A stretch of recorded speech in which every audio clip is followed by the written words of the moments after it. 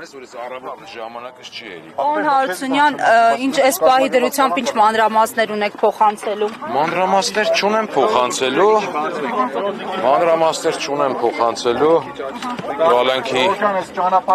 կալանքի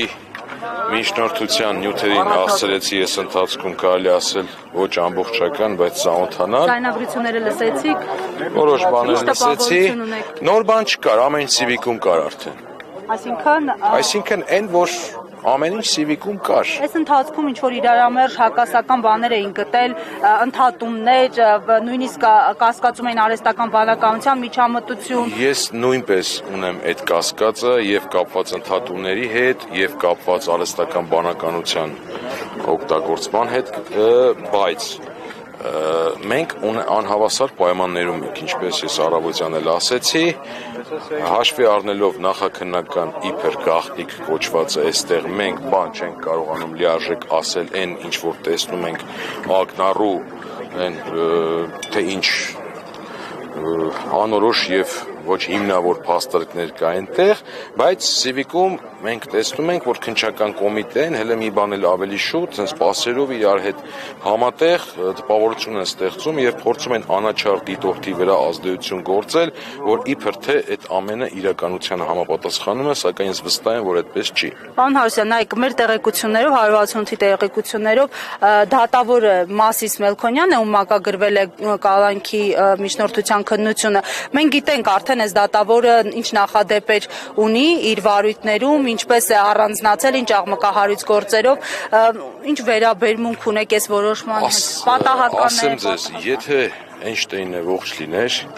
ապա կարծում եմ հարաբերականության տեսության նոր մոդել կգրեր, թե ինչ է կատարվում Հայաստանում, հատկապես քաղաքական գործերով դատական մակագրումները։ Մանավանդ կալանքների, այո։ Ձայնագրություններում կոնկրետ օրինակներ կան, չգիտեմ, ջուլելու մասին է խոսք գնում, ու տարբեր նման բաներ։ Այս դեպքում տարընթերցումը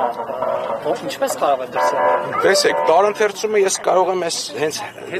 ընկալել այն պահով, որ եթե կոնտեքստից որոշակի հատված հանվում է, օրինակի համար կարող է չէ տեսականորեն երկու ընկեր զրուցեն իրար հետ, զրույցի ընթացքում ասեն, այ օրինակ Գերմանիայում 30-ական թվականներին այսպիսի բան արվեց, երկու հոգու գյոլեցին, ու երբ երկու հոգու գյոլեցին օրինակի համար, ես չեմ էլ նայել այդ շատ բաներ, բայց ինչ-որ բաներ ընկավ իր տեղը։ Կտրում են արանքից Գերմանիան 39 թիվը, ու այդ շատ այդպիսի sense հակիրճ բաներ կա, ոնց որ միտքը չավարտված, բայց այս տպավորությունն է ստեղծում, ես Civic-ով նայում էի, ասում եմ, մեր վարույթը կարայինք նյութերին չծանոթանայինք, իշխանամերձ լրատվականներում ամեն ինչը պատկերացնենք։ Հետևաբար ես գիտեք ոնց, այս ամենը ֆարս եմ համարում, ի սկզբանե համարում եմ հերթական քաղաքական հետապնդման դրսևորումը, ընդգծված մեծ ծավալներով, թե ինչով է պայմանավորված այդ ծավալների մեծությունը եւ իշխանական ռեսուրսի ամբողջ վարչախմբի ներգրավվածությունը, դա արդեն կարծում մի քանի օր անց ժամանակը ցույց կտա։ Դա արտաքին մարտահրավերներով էր պայմանավորված, թե ներքին ինչ որ փոփոխություններով է պայմանավորված, ժամանակը ցույց կտա։ Պարոն այդ ձայնագրությունների մասին խոսել եք ձեր պաշտպանյալի հետ։ Ես իմ պաշտպանյալի հետ խոսել եմ այնքանով, որ իմ պաշտպանյալը այս ամենին վերաբերվում էր հումորով, լուրջ չէր վերաբերվում։ Պարոն Հարությունյան, իշխանականները գրառումներ են անում այս գործողությունների մասով, համեմատում են հոկտեմբերի 27-ի հետ ու կարծեք անմեղության կանխավարկածն չի պահպանվում այս մասով։ Անմեղության կանխավարկածը վաղուց Հայաստանի Հանրապետությունում չի պահպանվում, բայց այն մասշտաբով, որ այսօր է տեղի ունենում, այլևս կարող ենք փաստել, որ անմեղության կանխավարկած ասածը չկա։ Եվ եթե մենք սենց ուշադիր հետադարձ հայացքի հետ ենք վերջի մեկ ամսվա ընթացքում տարբեր բարձրաստիճան պաշտոնյաների, պատգամավորների խոսքին, իրենք վաղուց արդեն սկսել էին այս մեսիջները, որովհետև այն ինչ որ այսօր կատարվում է, իրավապահ համակարգը ցավոք սրտի կարել է մեկի այս վարչախմբի ձեռքին կցորդ եւ կարծես թե ամենից իմ մոտ այդպիսի տպավորություն է, որ այս ամենը համատեղ ծրագրավորված եւ համատեղ ինչ որ փող լրացնող գործողություններ է, որովհետև ավելի շուտ իշխանական պատգամավորներն են խոսում, հետո նոր քննչական կոմիտեն, ավելի շուտ իշխանամերձ լրատվականներն են ինչ-որ բան տարածում, հետո նոր քննչական կոմիտեն, արդեն պարզ է ինչ է կատարվում։ Ասում են 2-րդ հոկտեմբերի 27 են կանխել, համեմատել է դա։ Ինչն է համեմատել։ Հոկտեմբերի 27 թվացյալ մտածածին ինչ-որ fake ինֆորմացիաներ։ Ժամանակը ցույց կտա, ես վստահ եմ, որ այս գործով անայդպես այն պատկերացումը, որ ես որպես պաշտպան այս ընթացքում կազմել եմ, ու նաև համատական եմ անցկացրել վերջի տարիներին, հիշում եք, բազմաթիվ այդպիսի դեպքեր են տեղի ունեցել, բազմաթիվ անձիկ են ձերբակալվել, բազմաթիվ դաշնակցականներին երկու անգամ, 2 տարին մեկ բռնում են, ձերբակալում են, կալանքի են տանում, այլ անձանց, այլ գործիչների, բայց վերջում տեսնում ենք, չէ, բոլոր գործերը փուչիկի պես պայթում են, բայց եթե հիմա մենք հետադարձ հայացք նետենք այդ օրերի իշխանամերձ լրատվականներին, մենք կտեսնենք, թե ինչպիսի նման ոգևորվածությամբ իրենք այդ օրերն էին դատապարտում։ Անարսեն հանցանը նաև այդ իրավապաշտպանների